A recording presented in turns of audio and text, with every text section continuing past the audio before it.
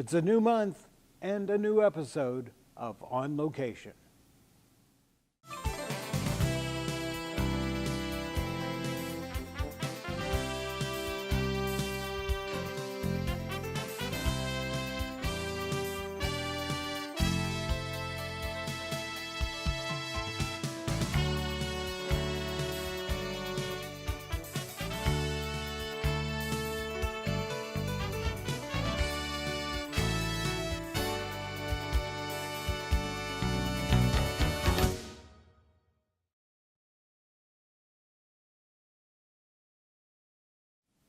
This is a type of Cinderella story.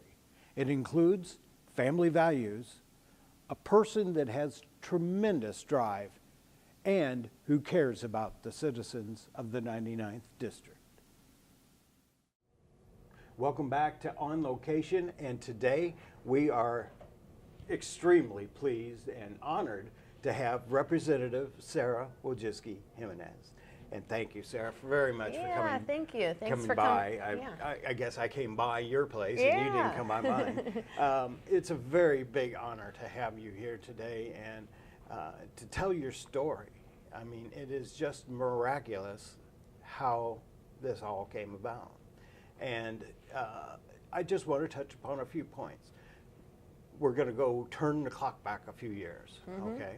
And talk a bit about your schooling, and you're a graduate of Ursuline. I am. Okay, and their motto, Servium, right? And basically to serve, and that's pretty much what has guided you through your life. Yeah, no, that's right. I moved to Springfield with my family when I was 5 years old, so I didn't have a choice in the matter, but my dad had gotten a new job, and so I was born in Monmouth, Illinois. We moved to Springfield when I was 5, and I started to go to Springfield schools, Cathedral first for grade school, and then I went to Ursuline for high school. And as you mentioned, the motto is Serviam. You know, it has the shield, and it was a big part of our school and our studies to do service projects throughout the year. And so we really learned how to serve the community in different capacities, different nonprofits in town that needed assistance, and it really was part of the curriculum at Ursuline. And I think anybody who does that, especially at a young age, you learn that when you serve, it's actually, you are helping others, but you're mainly helping yourself, and knowing that it teaches you very early that this world and this community and this state, it's not all about you. You know, Right. The world doesn't revolve around you. There are so many things and people in the community that help others, and that's the only way that we can get along and make our community a better place, is by reaching out when people are in need to help them. And then down the road, if you have a need, you're hopeful that people would help you. And so fortunately, I've been in a position to be able to do things and help other people and go into careers where I'm back in the community, you know, for one way or the other. Ursuline was one of the greatest experiences in my life. Unfortunately, it has since closed. Now, are you on a board for Ursuline? I mean, there's a board foundation or something that is still there. Yeah, so there's still an alumni foundation board, and I'm involved in some of their events. I'm not on the board, but one of my good girlfriends, actually a high school classmate, does serve on the board. So she keeps me up to speed on what they're doing, and they raise money for scholarships and actually have reunions every year, even though there isn't a school. You know, Ursuline has a deep and long history in Springfield, and so everywhere you go, even when I talk about my background in my new role, almost every speaking engagement, someone will come out and say, well, what year did you graduate from Ursuline? Because either their daughter did or they did, or you know, there's a big community still in Springfield who has ties to Ursuline. 150 years, that's a long time. It is. It's a long time. I know we used to cover some stories about Ursuline back in the day. We were working together at Channel 20. Now, when you deal with public service and you're instituted and relying upon serving people like that, has that guided you your way through your life? Yeah, I think so. I think it gives you a real perspective outside of your own home and your own family, in terms of really realizing that there are needs beyond your own, beyond your family's.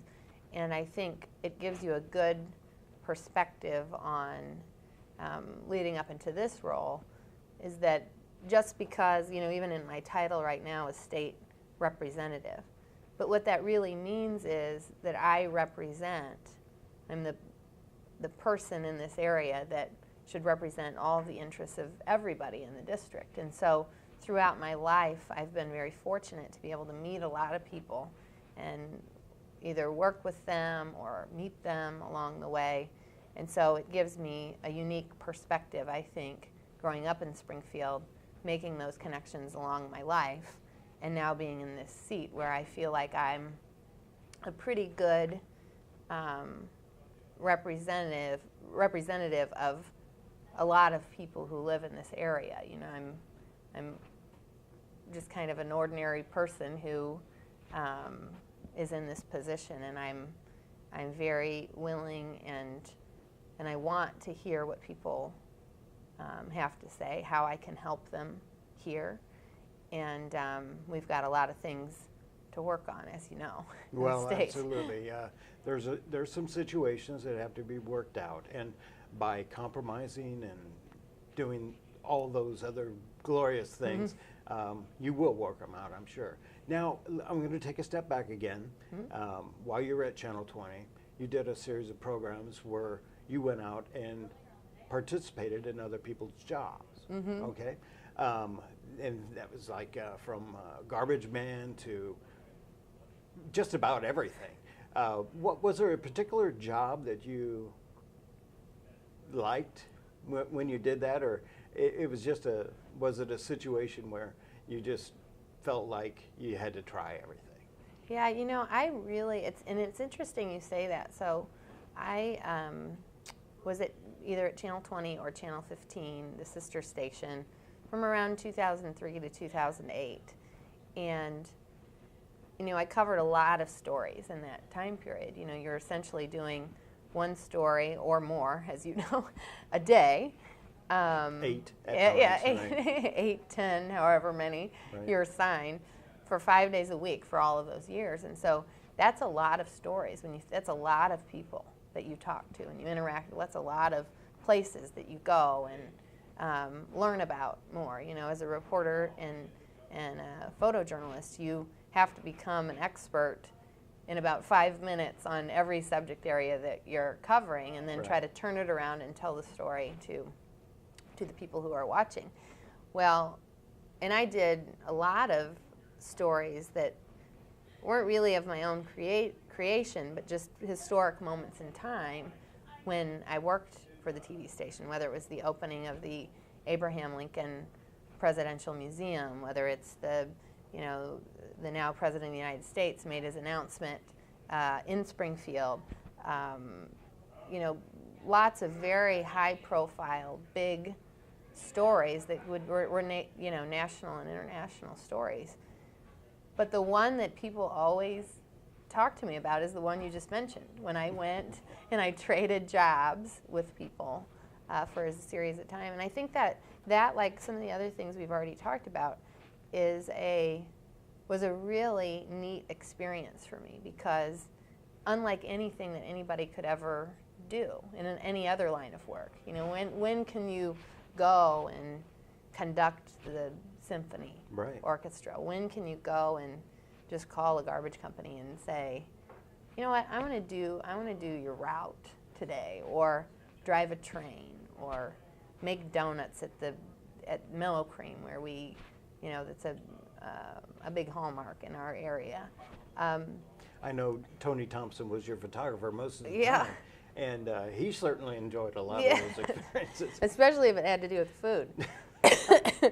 So, yeah, you know, all of them kind of stick out for a different reason. I think my personality is that after I would come out of each of those stories, living in this community, and a lot of them were businesses, you know, either that were located here or people who go there every day and do hard work, it really gives you an appreciation for what other people do in our community to make it run on a day-to-day basis, whether it's the donuts you eat or the, you know, the one thing I learned from the trash pickup was that, you know, you should never throw loose trash in a trash can, not in a bag, because those poor guys, when they pick up your garbage can and it's not in a bag, I mean, that is a mess. It goes the everywhere. liquid and the food, old food and all of that.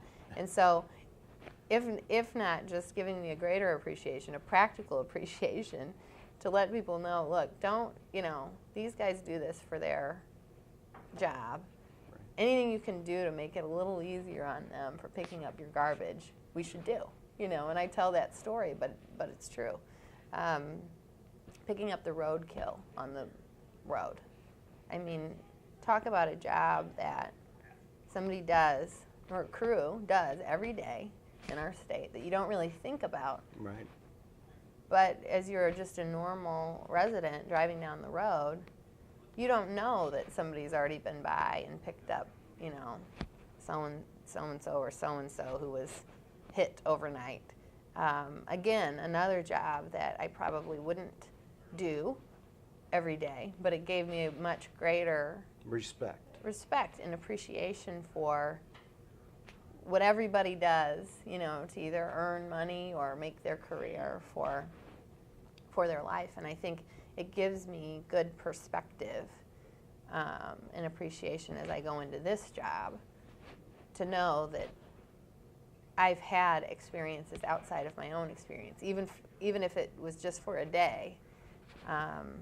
It gives me that unique perspective. Also, being that, we'll talk a minute about the television industry, and being in that, and as a journalist, there are other factors that come into play and dealing with people and working a story where you have to form your opinions or not, you know, depending on which kind of story it is. But do other things in that journalistic position feed over into what you're doing today? I think so. I think we're at a moment in time in the state where, and in the country, I think, where people, some, stake out their position and they stay there and they don't want to move and they think that they're right, absolutely, and nothing else can change them or move them or whatever. And unfortunately, that doesn't work in the way our government's set up, because we've got so many people coming from all different parts of the state that all have their opinion. But at the end of the day, we've got to figure out where we agree, move that forward, and keep talking about the things that we disagree on. I think as my experience as a journalist, I was able to learn that quickly from a young age, that each story, no matter what the story is, I mean, even if it's as simple as a change in an ordinance at the city. A lot of times when you're a kid, they say, well, there are always two sides to every story. You may think one way, but somebody else has a different opinion. Right. I think as a journalist, you learn there are two, but there's often a third person who has a different idea and a fourth person who has a different idea. And so, and it doesn't mean that it's wrong. Everybody's obviously entitled to their opinion. But you have to try, as a journalist, you have a short period of time to tell the story. And so you want to try to get all the angles in that you can. But that's what makes this so complicated, is that you've got, a representative who represents tens of thousands of people. And I can go to one person's house and they'll have an opinion on something. And the very next person's house has a completely different philosophy on what we should do on a particular issue. You go to the next person's house, they don't care. The next person's house, and so I think for me, having that experience as a journalist, talking to a lot of people who've had different opinions, and sort of my personality is fairly calm, to try to kind of weed through that and figure out what's best at this moment in time for our community and for the state. Community as a whole. Or the state. Right. That's now, did you learn those steps also? First job here at the Capitol building was in the state treasurer's office. So did it all start there where you started to see this compromise between people? Yeah, I think so. I worked in TV journalism for about 6 or 7 years. Then I got a job with the state. Part of the reason I had transitioned to that work was because, as you know, when we were covering the state, really from 2003 on, the state's been in a bit of a crisis for one reason or another since then.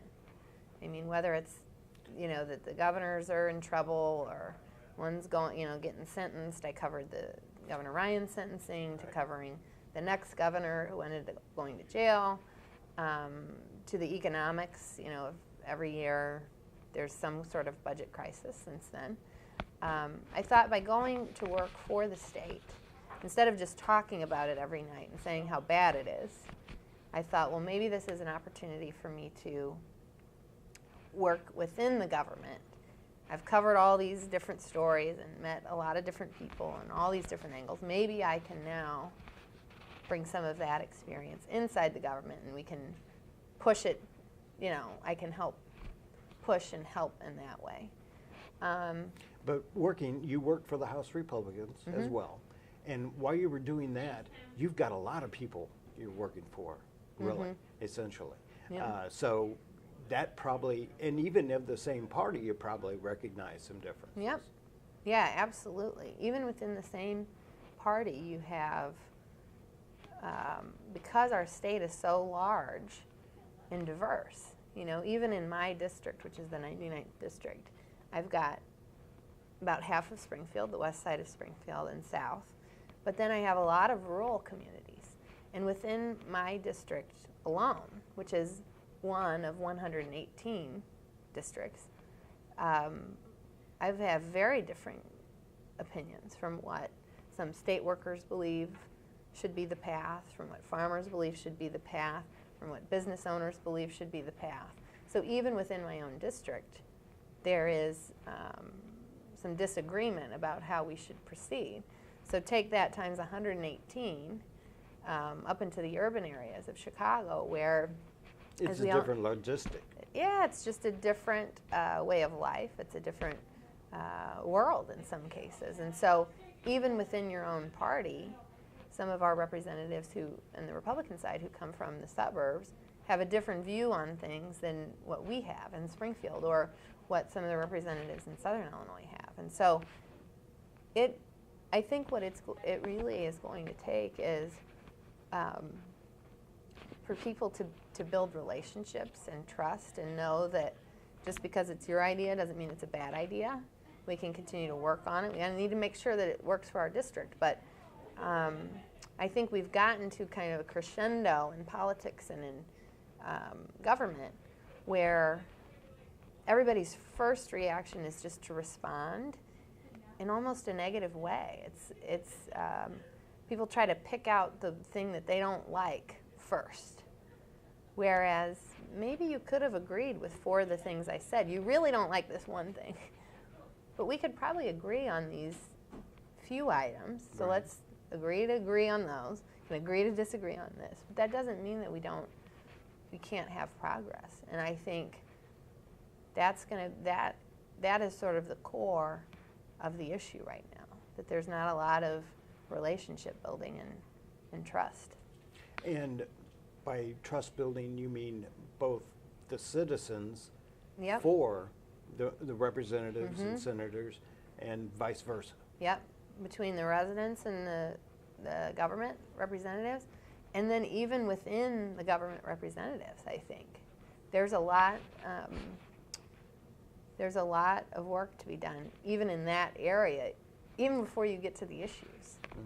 Now, you've got issues that are coming up every day, and you probably have a stack of them. But what are some of the important issues that you want to tackle, maybe first off, or that you're having to work on simultaneously between, everything else? Yeah, I think when I came into this position, we were going on the 6th month without a budget. And so I think the priority a lot of our energy needs to be focused on that, how we can work with people in our own caucus on the other side of the aisle, the governor's office, to try to come to some resolution on that. The other thing I've been doing is meeting with residents, other elected officials, schools in the district to get a good sense of what they feel is important. Because again, even if my priority was X, Y, and Z, I need to make sure, because of my role as representative, is that I'm prioritizing what the folks in the district are asking me to look into. And so a lot of that is what they call mandate relief. So what happens is, and what's happened over the years for a long time, is the state legislature and governor will pass laws that mandate you to do something or not do something, but with no funding attached. So they'll tell a school, you need to do these 5 things. Well, doing those 5 things costs money. The school districts are in a financial pinch. The Right. local governments are in a financial, states in a financial pinch. So there isn't a lot. So we really need to analyze that, I think. We're at a time where a lot of people in the government are saying, look, over the years we've spent more than we've brought in. So we're not going to do that anymore. And what that means is we have to take a real close look at all of the programs and the services and even our own bureaucracy to see where we can be more efficient. Because, the taxpayers are not in a position right now where they have a lot of trust in what the government's doing. And so I think we have a lot of work to do there as well. Good. Now, we've got President Obama that is coming back. And as you mentioned earlier, you helped cover President Obama back in 2007 when he was running for president, and you went off to Iowa, I think, for the Iowa caucuses and all that. Again, with Tony Thompson, who was a spectacular photojournalist. He still is, for that matter. But how is it now? You're sitting in the state of representatives watching the president who's coming in just a few days. Yeah, so that's it's a historic event. I think I read that the last president to do this, to come to a General Assembly and give a speech, was Jimmy Carter. And so it's historic, anytime a president comes to visit the community in Springfield. He picked Springfield as the backdrop for his announcement, and he could have picked anywhere in the country. He has connections to a lot of different places, but he obviously has a very strong connection and the to Joe Springfield. Biden announcement was also made in Springfield. So I think, I'll be interested to see what he has to say.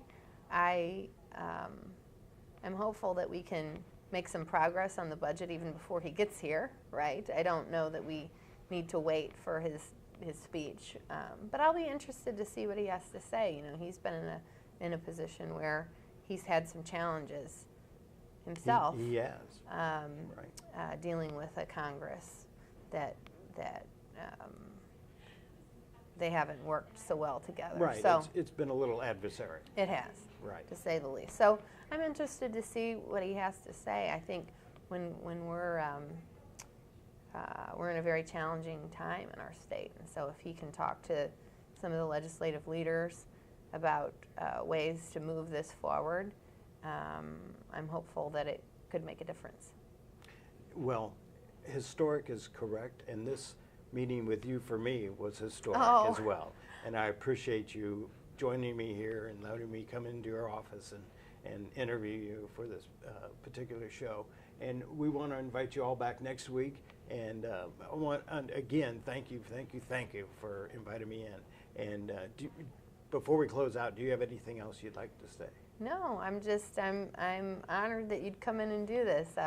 I know we had a lot. We covered a lot of great stories together, and you're very talented. And so it was great to see you again. I hope you come back again soon. No, thank you very much, Sara. Or Representative Sara, I'm sorry. Sarah's good. And thank you for joining us. It was magnificent to sit down and talk to Sara after such a long time. Now, we are still looking to hear from you. All you got to do is write us at On Location, 1287 Wabash Avenue, Springfield, Illinois, 62704. That's On Location, 1287 Wabash Avenue, Springfield, Illinois, 62704.